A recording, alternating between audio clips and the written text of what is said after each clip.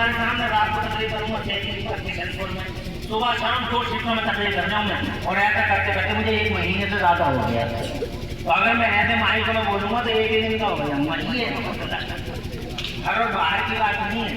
मैं ये कहना चाहता हूँ आपसे कि जब हजरत ईसा का इल्म इतना है, यानी हजरत ईसा का इल्म इतना है तो मुस्तफा का कितना होगा। और ये जनाबे वाला बहुत करीब हुई है टाइम का। मैं ये कहना चाहता हूँ जब नबियों का इल्म इतना है तो जनाबे वाला नबियों का इल्म इतना है तो खुदा की कसम नबियों के नबी का इल्म कितना होगा। मेरे नबी की तो शान ये है कि सबसे आला वाला हमारा नबी, सबसे माला वाला हमारा नबी, और खल्क से औलिया और रसूलों से आला हमारा नबी। हमारा नबी शान वाला, इज्जत वाला, ऐसा इल्म दिया, ऐसा इल्म दिया, उस इल्म का जनाबे वाला तोड़ नहीं है। वो लोगों में तो ये कहता हूँ याद रखना, दुनिया में इल्म फैला ही नबी की वजह से। बात नोट कर लो और बताओ आगे तो अबे तुम इल्म की बात कर रहे हैं, फैला ही हुजूर की वजह से, वरना दुनिया तो बहुत पुरानी है। दुनिया को बहुत पुरानी डीजल का पता पहले क्यों नहीं लगा, पेट्रोल का पता पहले क्यों नहीं लगा, मोबाइल पहले क्यों नहीं बना, नेट क्यों नहीं बना, हवाई जहाज क्यों नहीं बना, ट्रेन क्यों नहीं बनी, बिजली क्यों नहीं बनी। डिब्बियों में घूरते रहे, बैठे हुए डिब्बियों में घूरते रहे, बिजली कैसे जनाने वाला। तुम कहोगे मौलाना साहब ये सब चीजें बनने के पीछे इल्म चाहिए, तो मैं कहूँगा हाँ बगैर इल्म के नहीं होगा। मगर सवाल ये है कि ये इल्म पहले लोगों को हासिल क्यों नहीं हुआ। हजरत ईसा का उम्मती मोटरसाइकिल न बना सका, हजरत मूसा का उम्मती कार न बना सका, हजरत दाऊद का उम्मती हवाई जहाज न बना सका, और हजरत आदम एग्रीकल्चर के एक्सपर्ट है। ये कभी नंबर है, कौन है, ये धूल है, ये रेता है, बुआई ऐसा होगी, मनाई ऐसा होगी, कटाई ऐसा होगी, कान में से बाल में से दाना ऐसा निकलेगा। ये सबके मायने हजरत आदम अल्लाह ने उन्हें इल्म दिया, मगर उनका कोई उम्मती ट्रैक्टर नहीं बना सका। ट्रैक्टर भी बनाया तो हमारे नबी की उम्मत सब कुछ नबी की उम्मत ने बनाया। समझ है, अंजन बनाया नबी के उम्मतियों ने, पंप बनाया नबी के उम्मतियों ने, और जनाबे वाला हवाई जहाज बनाया नबी के उम्मतियों ने, चांद पे गए नबी के उम्मती, सैटेलाइट में जनाब वाला सफर कर रहे हैं नबी के उम्मतियों, मंगल ग्रह पे घर बना रहे हैं नबी के उम्मतियों, चांद पे फिराने हो रही है हुजूर के जमाने पाक में। मैं ये कहना चाहता हूँ पहले क्यों नहीं, अब क्यों। तो अब सीधा जवाब है 1 सेकंड का, लंबी ना करके, कि अल्लाह की मर्जी ये थी। सुनो शर्म का पता नहीं है, मुस्तफा के इल्म को नापना चलेगा इल्म। अबे गुलामों के इल्म को नाप कर दिखा दो, बॉस को लोग आलू ना दियो। अरे सीधी बात यह है कि अल्लाह की मर्जी है थी। अभी इल्म का उजाला आम नहीं किया जाएगा। अभी धरती के पर्दे में नबियों को भेज दिया, सबको इल्म दे दिया, मगर इल्म का उजाला जनता में नहीं फैलाया अल्लाह ने, क्योंकि मर्जी ये थी कि पहले धरती के पर्दे पे मेरा महबूब आएगा, मेरा रसूल आएगा, मेरे मोहम्मद आएंगे, पहले धरती के पर्दे पे महबूब आएंगे, और नबी के बाद इल्म का उजाला फैलाया जाएगा। तो जनाबे वाले नबी आ गए 12 रबीउल अव्वल को। सुन लो अक्टूबर, टाइम ज्यादा नहीं है, इसीलिए जल्दी जल्दी सुना रहा हूँ। नबी आ गए 12 रबीउल अव्वल को, आ गए नबी, छा गए नबी, और जनाबे वाला ऐसे छाए कि उनका बचपन देखा। दुनिया बोली हमने बच्चे बहुत देखे, मगर हलीमा के बच्चे जैसा बच्चा नहीं देखा। तो कुछ जवान दुनिया सजी हैं और बल्ले में के हैं आमिना के लाल से, और जो नजरें झुका के बच्चे पीछे बिठा के चले हैं। और जवान पहला जवान धक्का मार, मगर मेरे नबी चले झुका के लोगों ने कहा जवान हो तो ऐसा। मेरे मुफ्ती आजम सरकार कहते हैं वो हंसी क्या जो फितने उठा के चले, वो हंसी क्या जो फितने उठा के चले, हाँ हंसी तुम हो फितने मिटा के चले। सुभान अल्लाह। जब वो जवान हुए गलियां गलियारे लगे आमिना के लाल से, तो जमाना ये कहने पे मजबूर था कि हमने जवान बहुत देखे, मगर अब्दुल्ला के जवान जैसा जवान नहीं देखा। और जब वो 40 बरस के हुए अल्लाह वालों, तो अल्लाह ने हमारे हीरा में कुरान उतारा नबी पर, और पहला दिन था कुरान उतारने का। उसी दिन अल्लाह ने ये ऐलान कर दिया अल्लामल इंसाना मालम यालम। इसके बाद मुफस्सिरीन की तफसीर का मफहूम बता रहा हूँ कि जनाबे वाला पहले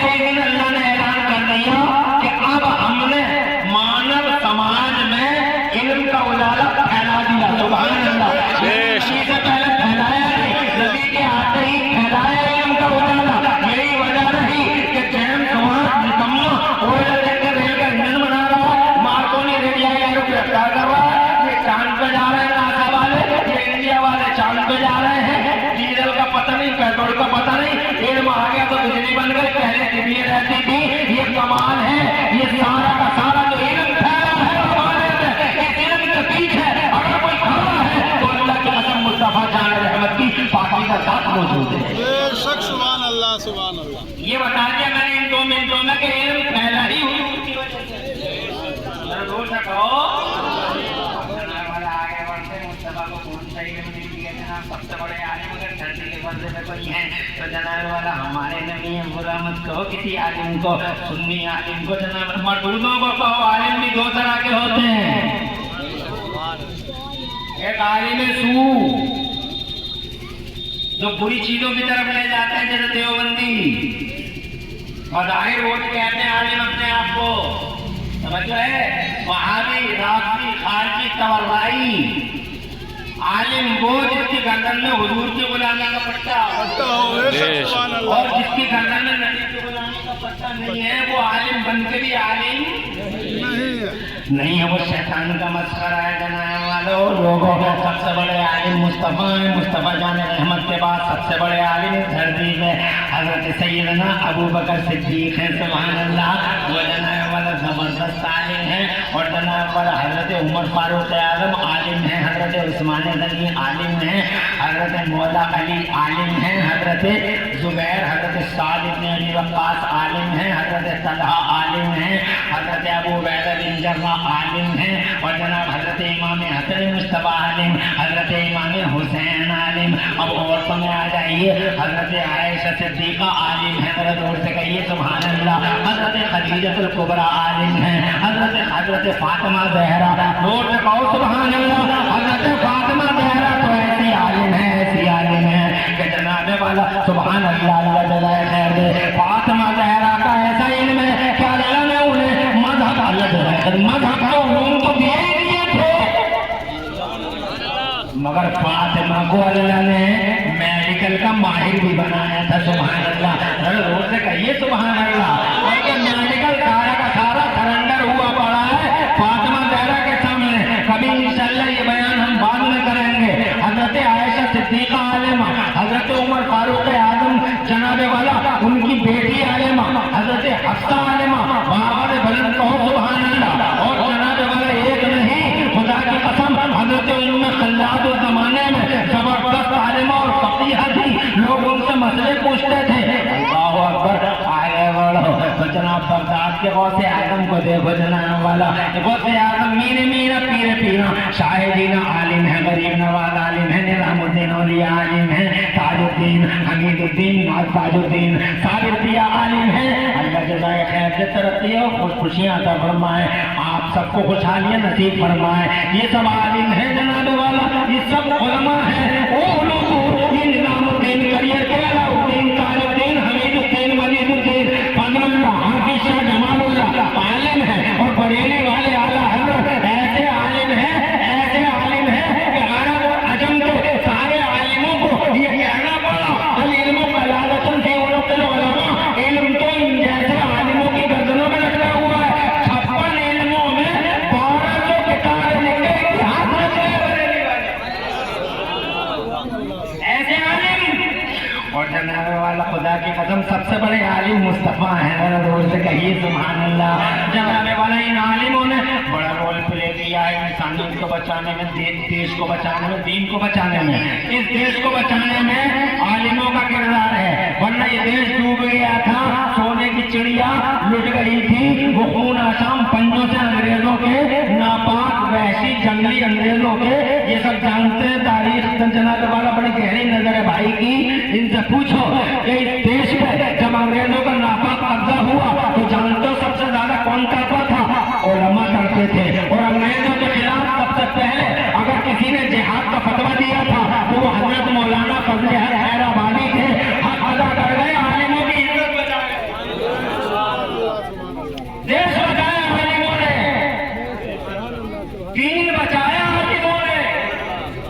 अब दीन कैसे बचाए, एक बातें सुनाई देता हूँ और तुम्हारे कानों को जलाने वाला हल्की सी सहमत देता है। तुमने बच्चों बैठ, तुमने एक नाम सुना होगा,